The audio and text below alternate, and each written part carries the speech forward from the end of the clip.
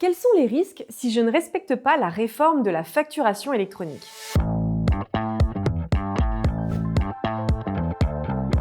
Au-delà de l'aspect technique, il y a des règles à suivre, des obligations à respecter et potentiellement des sanctions.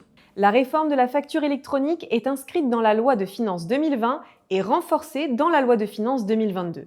C'est donc une obligation légale.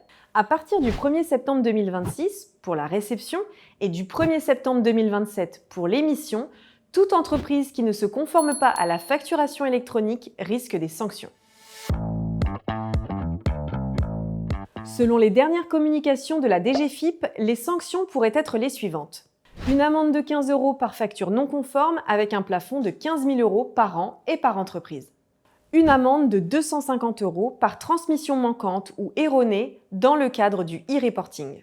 Vous l'aurez compris, ce n'est pas négligeable, surtout si vous émettez des dizaines ou des centaines de factures par mois.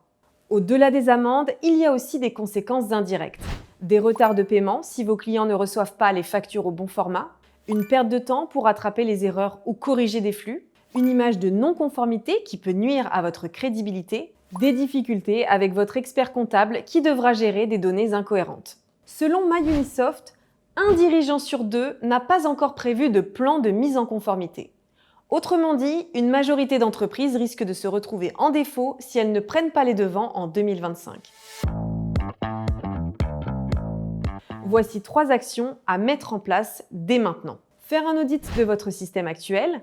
Est-il compatible avec les formats reconnus, FactureX, UBL ou C2I? Choisir une plateforme agréée, PA, comme MyUnisoft en lien avec votre expert comptable. Sensibiliser vos équipes et travailler avec votre expert comptable sur un plan de transition. La réforme de la facturation électronique est parfois perçue comme une contrainte, alors que c'est une formidable opportunité de modernisation de l'entreprise et de son processus de facturation.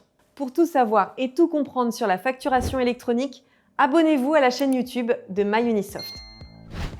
Vous avez trouvé cette vidéo utile? Laissez un like. Des questions sur la facture électronique?